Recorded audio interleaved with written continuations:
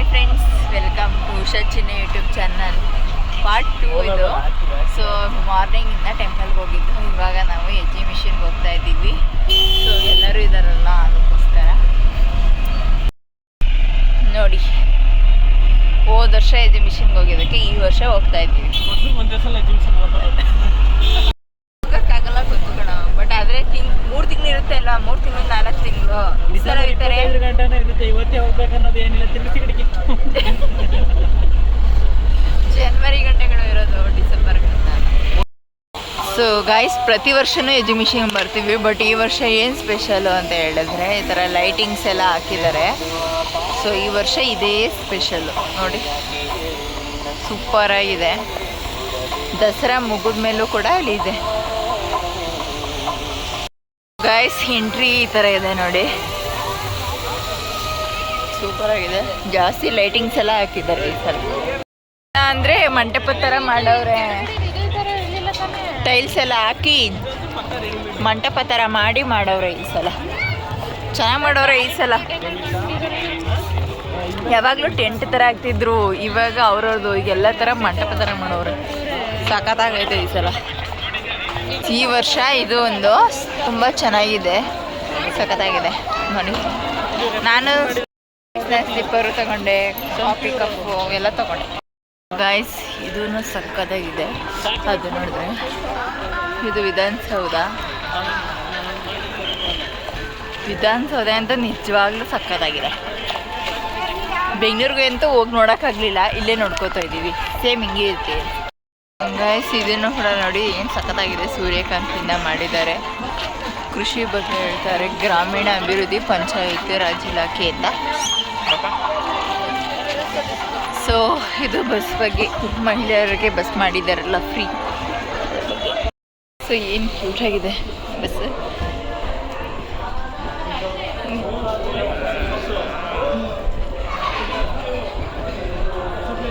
So real ಆಗಿ ನೀರೇ ಬರ್ತೈತೆ, ಸಖತ್ತಾಗೈತೆ. ಸೇಮ್ ಊರಲ್ಲಿ ಹೆಂಗಿರ್ತದೆ ಹಂಗೆ ಐತೆ. ಹಳ್ಳಿ ಕಡೆ ಹೆಂಗಿರುತ್ತೋ ಮಿಷಿನು,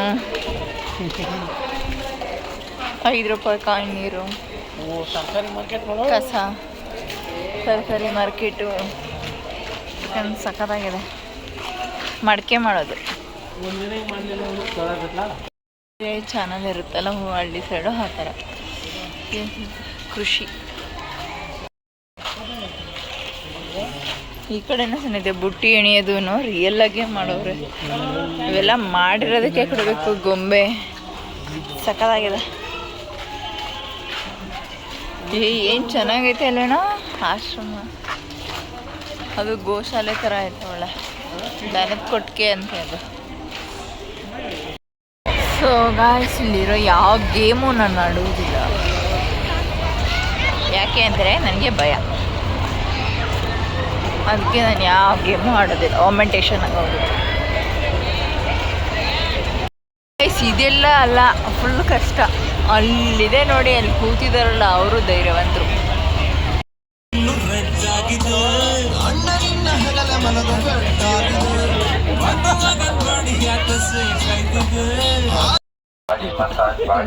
ಬಾಡಿ ಮಸಾಜ್ ಮಾಡಿಸ್ಕೊತಾವಣೆ ನಮ್ಮ ಅಣ್ಣ ನೋಡಿ.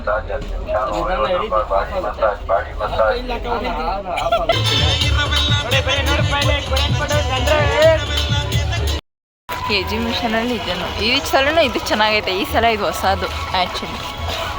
ಇದೊಂದೇ ದೊಡ್ಡ ಹೋಟ್ಲು ಅನಿಸುತ್ತೆ. ಮಲ್ಲಿಗೆ ಇಡ್ಲಿ ಎಲ್ಲ ಫಾಂಟಾಗಳು ಬೇರೆ. ಎಷ್ಟು ಸರ್ ಇದು?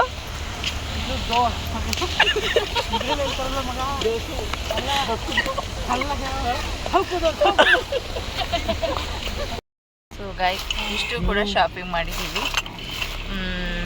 ಸೊ ಸಣ್ಣದೇ ಶಾಪಿಂಗು. ನಾವು ಅಲ್ಲೇನೂ ತಿಂದಿಲ್ಲ, ಯಾಕೆಂದರೆ ಸಿಕ್ಕಾಪಟ್ಟೆ ಆಡಿ, ಅದಕ್ಕೋಸ್ಕರ ನಾವೇನೂ ಅಲ್ಲಿ ತಿನ್ನಕ್ಕೆ ಹೋಗಲಿಲ್ಲ. ಸಮೋಸ ಮಾತ್ರ ತಿಂದ್ವಿ ಅಷ್ಟೇ.